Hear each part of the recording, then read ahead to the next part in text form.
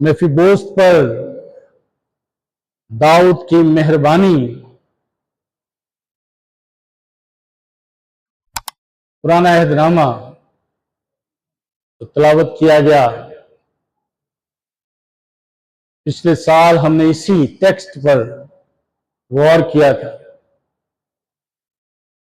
और खुदावंद चाहता यही हर इंसान से कि जब भी उसके पास इख्तियार है, जब उसके पास पावर है, जब उसके पास वसाइल है, ज़राए है, वो मेहरबानी दूसरों पर करता रहे। आज भी खुदावंद की यही मंशा और रजा है। जो लोग इस पर अमल करते हैं, खुदावंद उनको सरफराजी और ज्यादा अता करता है।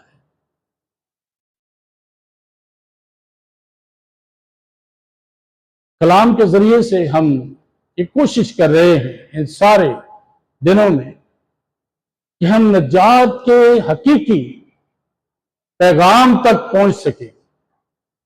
किस वजह से, किस जरिए से हमारी निजात मुमकिन है, कैसे इंसान को निजात मिल सकती है, क्योंकि आखिर इंसान का जो अल्टीमेट गोल है वो यही है कि जब हम यहां से जाएं तो खुदावंद के पास फिरदौस में, अब्दी बादशाही में, जिसे हम खुदा की बादशाही कहते हैं, उसमें दाखिल हो सके। और ये इसी दुनिया में मेरे जीजो हमने कोशिश करनी है। बिदअतों से दूर रहें, क्योंकि आज की कलीसिया को जिस बात का ज्यादा खतरा है वो इन्हीं बिदअतों से है जो अंदर से पनप रही है। और मैंने अक्सर कहा है कि बिदअत की तारीफ ये है कि ऐसी तालीम जो बज़ाहिर बिल्कुल सही तालीम लगे, लेकिन वो गलत तालीम हो। खुदावंद की कलाम से मुतसादम तालीम, ऐसी तालीम को हम बिदअत कहते हैं। बिदअतों से हम बाज रहें और बाइबल को समझने के लिए खुदा के रूह की रहनुमाई हम लेते रहें, ताकि बाइबल हमें सही तौर से समझ आ सके। खुदा का पैगाम क्या है, हम उस तक पहुंच सकें। इंसान की कोशिश ये है, आज के इंसान की कोशिश ये है कि वो बेहतरीन जिंदगी बसर करे। इस दुनिया में बेहतरीन जिंदगी उसे हासिल हो। जो दूसरों के पास ना हो वो उसके पास सब कुछ हो और वो दूसरों से आला जिंदगी गुजारे। ये आज के इंसान की कोशिश है और वो इसके लिए लगा है ताकि वो बादशाहों की तरह जिंदगी बसर करे। उसके कपड़े, उसका लिबास, उसका रहन सहन, उसका खाना पीना,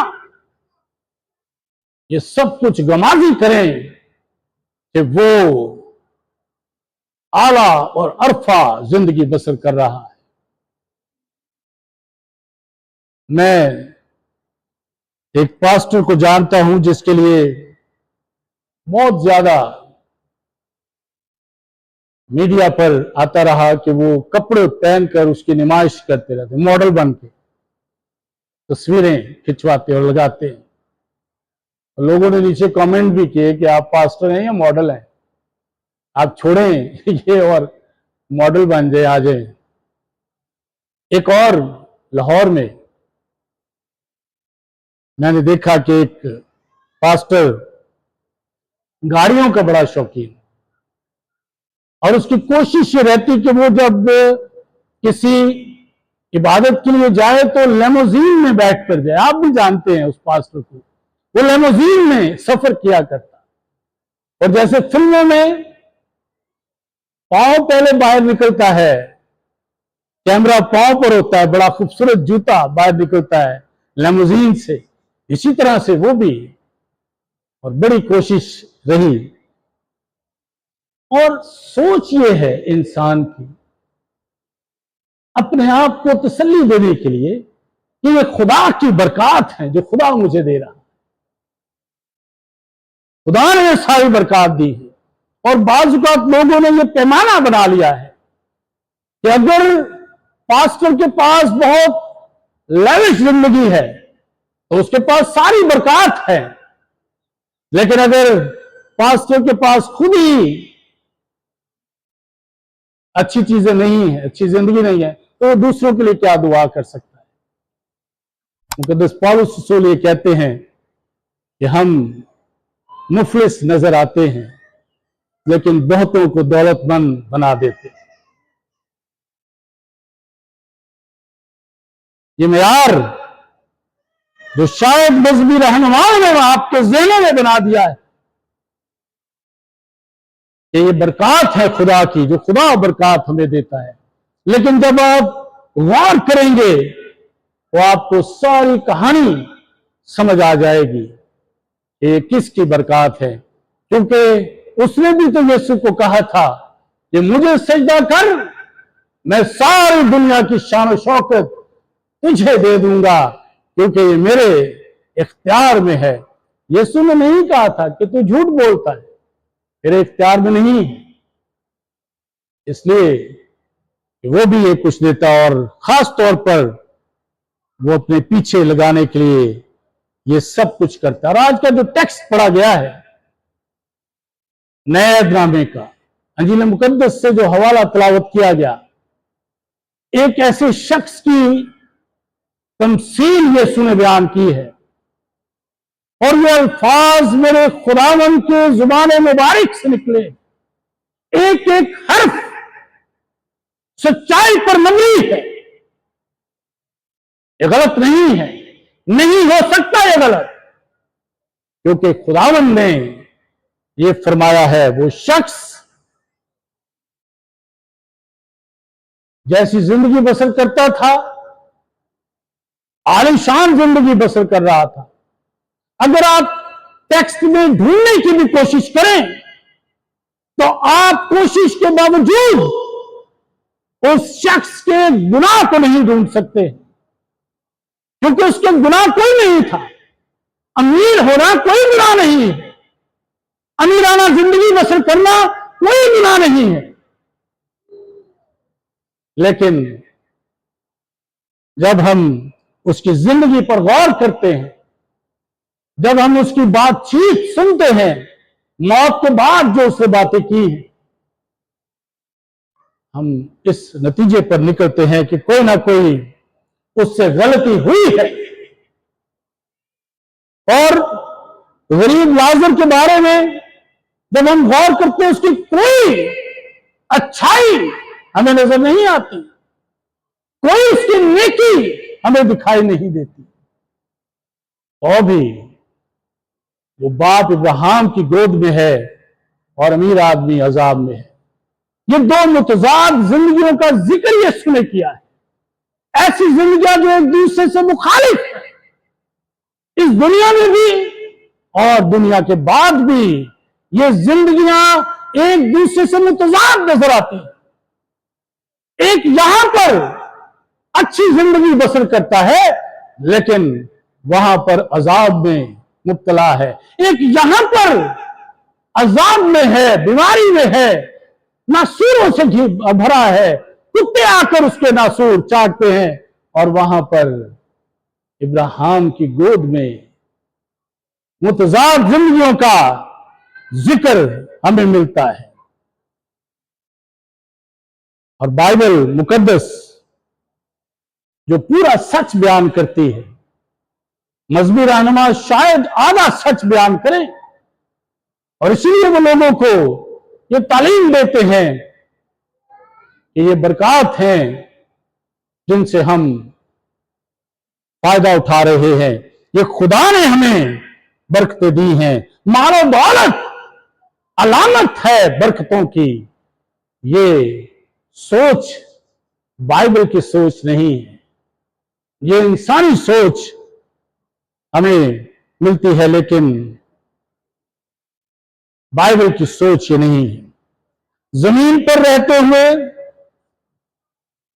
बेहतरीन जिंदगी बसर की है उस अमीर आदमी ने जिसका नाम वहां पर नहीं लिखा हुआ, लेकिन दूसरी तरफ जो इंसान है वो बेशक यहां पर मुश्किल में है, बीमारी में है, गरीबी में है, लेकिन वहां पर इब्राहिम की गोद में जो अलामती तौर पर कहा गया है, और वो अच्छी जगह, आराम की जगह का मंजर पेश करती है।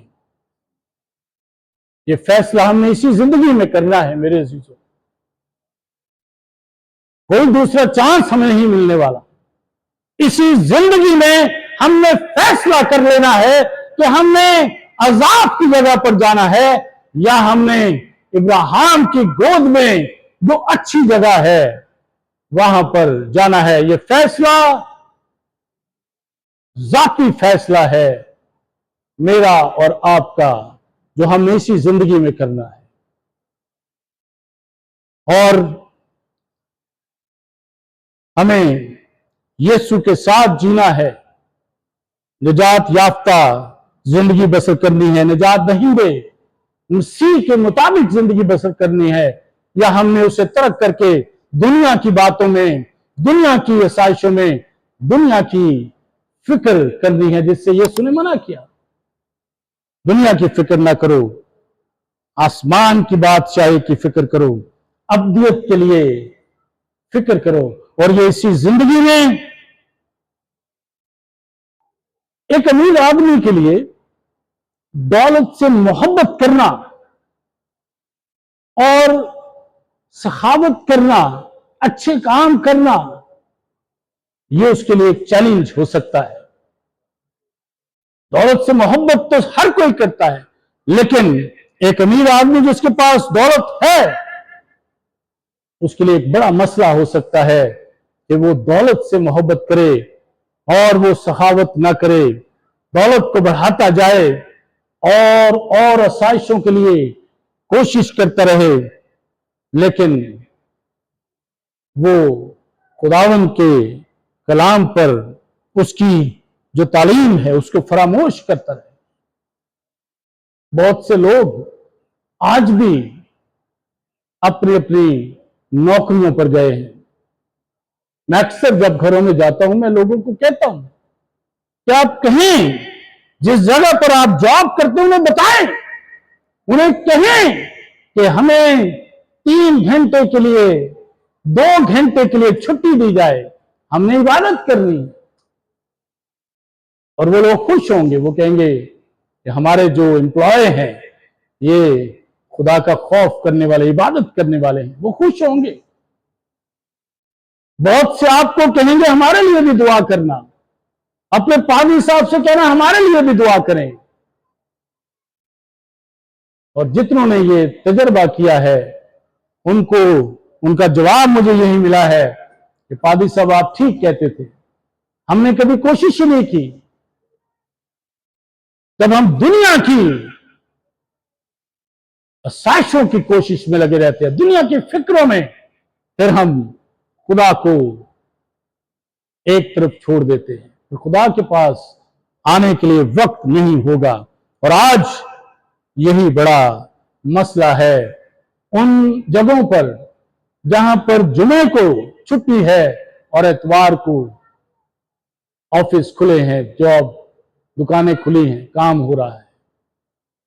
बड़ा चैलेंज है हमारे लिए कि हम दुनिया की फिक्र करें या खुदावंद की फिक्र करें।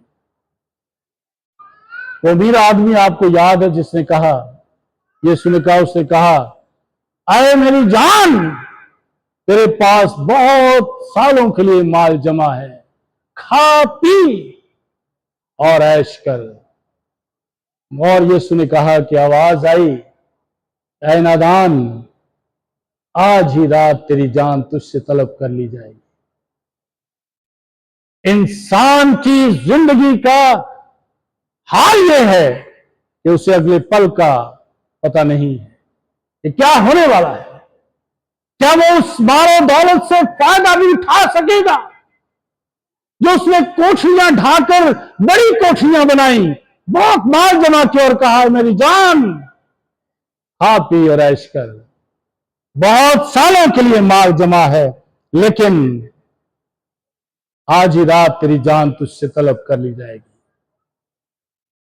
जब ये बेसबाती है जिंदगी की, तो फिर हम क्यों, अमीर आदमी अगर शायद सखावत करता, ये अमीर आदमी, तो शायद उसकी बचत हम सोच सकते हैं, शायद वो अच्छे काम करता, लेकिन उसने नहीं किए और वो अजाब में है। लेकिन ये अच्छे काम भी हमें नहीं बचा सकते। कलाम ये कहता है कि निजात जो हमें मिली है वो हमारे कामों से नहीं मिली, ये उसका फजल है। इफ्सियों का दूसरा बाब अगर उसकी 8वीं और 9वीं आयत पढ़े तो ये उसके फजल से हमें निजात मिली है। हमारा अपना कोई कमाल नहीं है, हमारे नेक कमाल अच्छे काम हमें नहीं बचा सकते थे।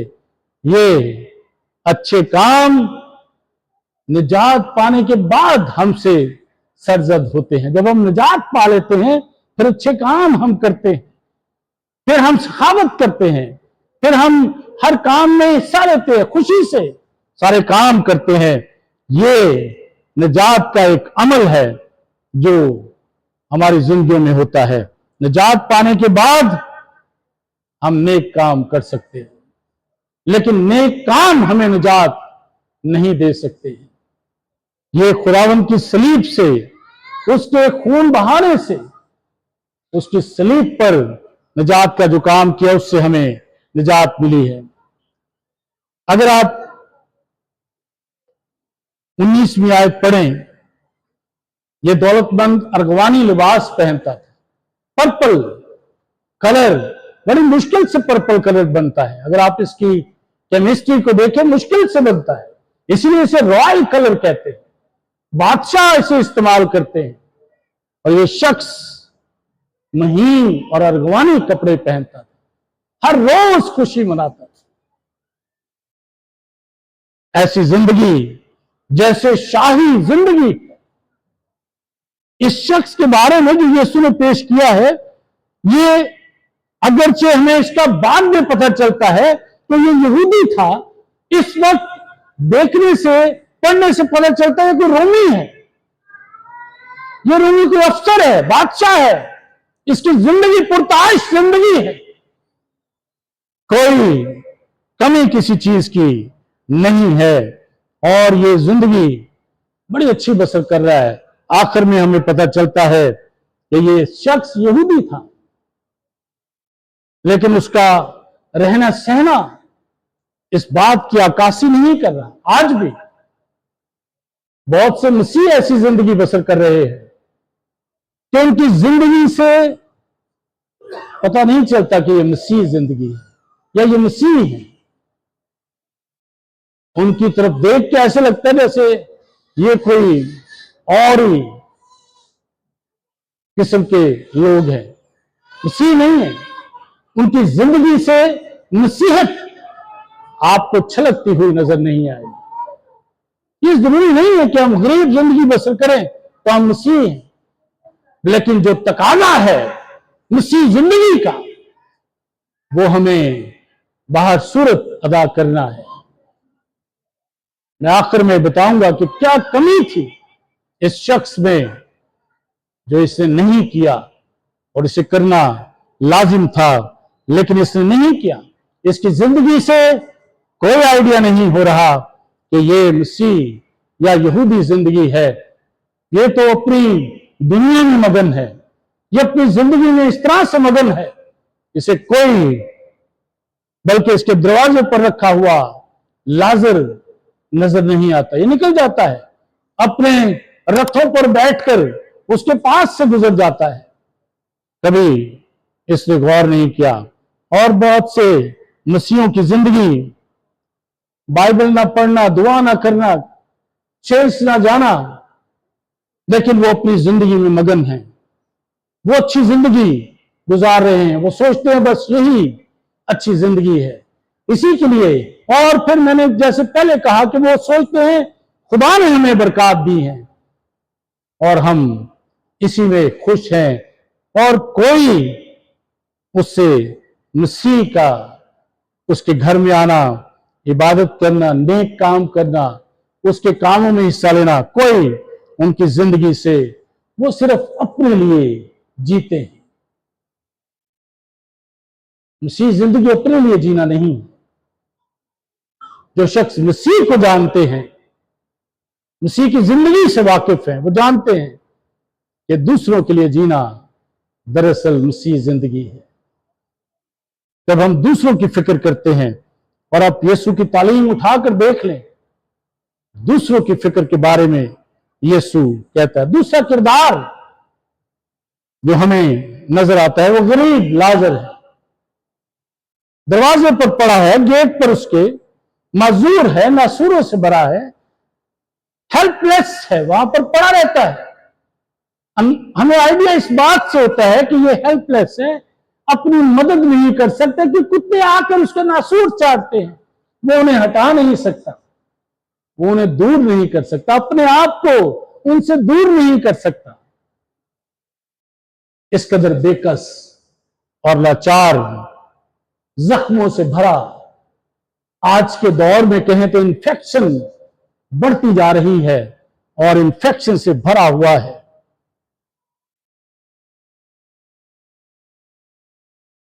इस कदर गिरा हुआ है, गिरी हुई जिंदगी है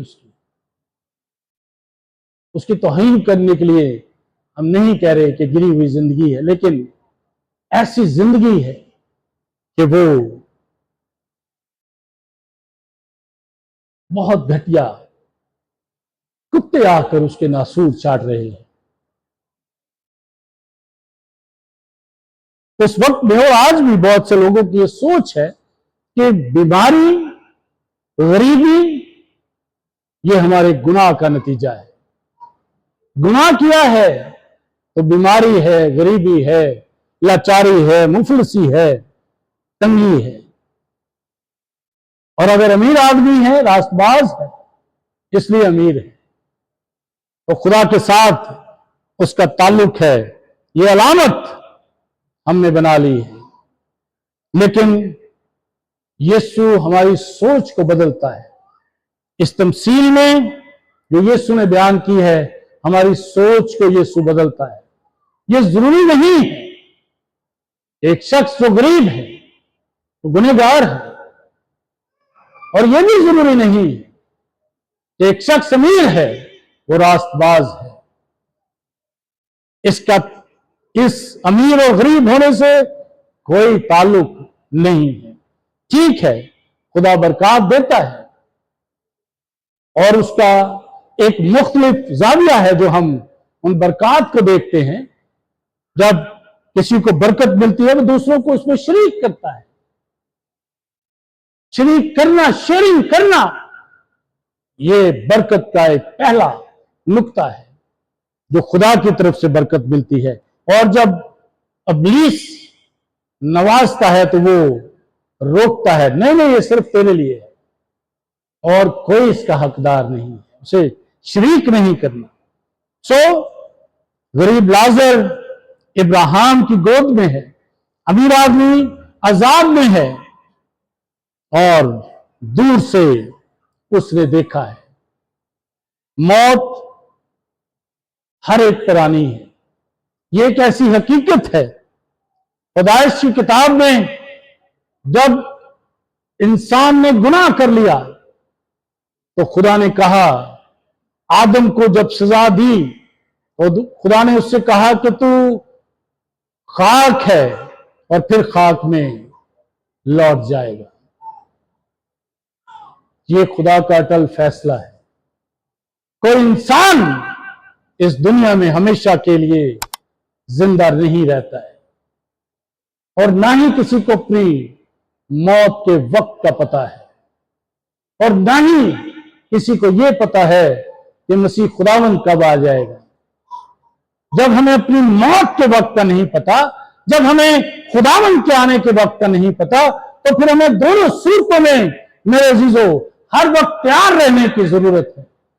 जब भी हम खुदावंद के पास चले जाएं या वो आ जाए, तो हम दोनों सूरतों में उसके साथ अब्दुल्लाबाद बादशाही के लिए शरीक हो सके।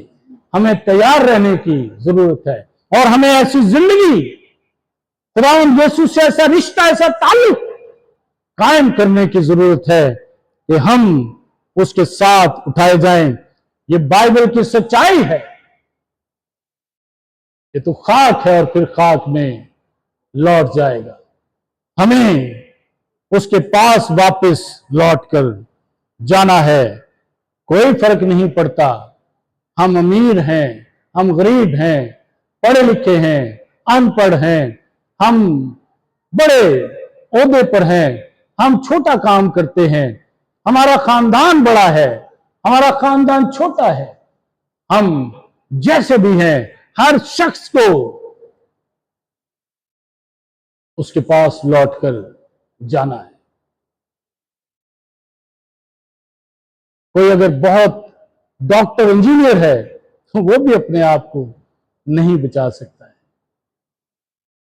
हर एक को खुदावंद के पास जाना है। इसलिए हमें तैयार रहने की जरूरत है, क्योंकि इब्रानियों का मुसन्निफ ये कहता है 9वां बाब और उसकी 27वीं आयत में, और जिस तरह आदमियों के लिए एक बार मरना और उसके बाद अदालत का होना मुकर्रर है, कि इंसान की हालत है कि वो मरेगा और उसे खुदा के सामने जवाबदेह होना होगा, अदालत का होना मुकर्रर है। तो इसलिए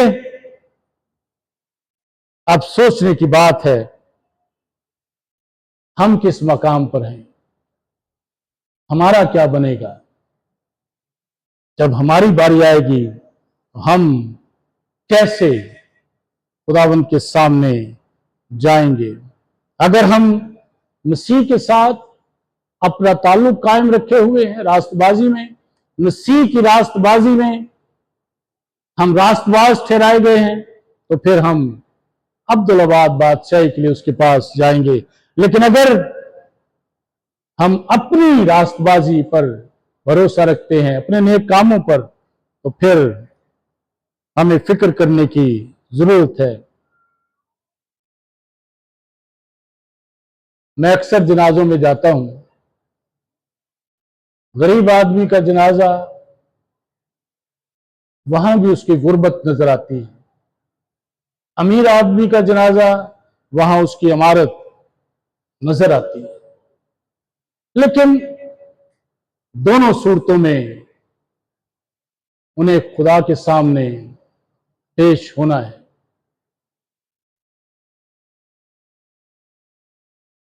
ये लाजर जो गरीब आदमी है, जिसका नाम यहां पर लिखा है, वाहिद नाम है लाजर, जो है वो यूनानी उसकी ट्रांसलिटेशन है, जो इब्रानी जुबान में एलिएजर है। एलिएजर को लाजर ग्रीक जुबान में कहा गया है, और इसका मतलब है कि जिसकी खुदा ने मदद की है। उसके नाम का मतलब ही यह है कि खुदा उसकी मदद करता है। जैसी भी जिंदगी वो बसर कर रहा है इस दुनिया में, खुदा उसकी मदद करता है और वो उसे निजात याफ्ता करार देता है। वो निजात याफ्ता है इसलिए कि वो इब्राहिम की गोद में चला गया है। ये इशारा हमें उसकी जिंदगी से मिलता है। गरीब आदमी, जैसे मैंने पहले कहा कि जरूरी नहीं है कि गरीब है तो निजात याफ्ता है। गुर्बत भी बाज़ औक़ात गुनाहगार होने का निशान हो सकती है, लेकिन यह जरूरी नहीं कि अमीर आदमी रास्तबाज है, अमीर आदमी भी गुनहगार हो सकता है।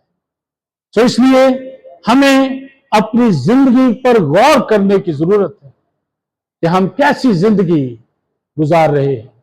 हम खुदावंद के पास जाएंगे तो क्या जवाब देंगे? खुदा के कलाम पर हम ईमान रखते हैं, मसीह पर ईमान रखते हैं, उसकी सलीब पर ईमान रखते हैं, तो हम अपनी जिंदगी के वारिस हो सकते हैं। मसीह खुदावंद ने बहुत सी सच्चाइयों को इस टेक्स्ट में बयान किया है, इतना ज्यादा है कि बहुत टाइम उसके लिए चाहिए। लेकिन जहन्नुम और फिरदौस ये हकीकत और सच्चाई है।